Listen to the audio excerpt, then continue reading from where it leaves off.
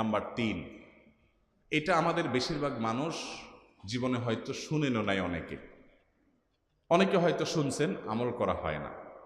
খুব সীমিত সংখ্যক আল্লাহর বান্দার আমলের তৌফিক হয়। সেটা হলো ইয়া যাল জালালি ওয়াল ইকরাম। এটা একটা জিকির, আল্লাহ তাআলাকে ডাকা, আহ্বান করা, এটাই জিকির।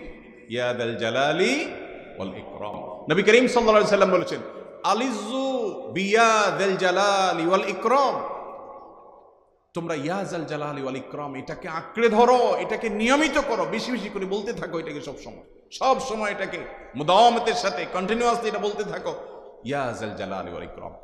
অনেক উলামায়ে কেরাম, মুহাদ্দিসিনে কেরাম ইয়া যাল জালালি ওয়াল ইকরাম কেন নবীজি এত বেশি বলতে বলেছেন, এটার মাধ্যমে আমাদের লাভটা কি, এর ব্যাখ্যা করতে গিয়ে বলেছেন ইয়া যাল জালাল মানে হলো হে মহান, মহান বড়ত্বের অধিকারী, হে জালালের অধিকারী, হে জালাল।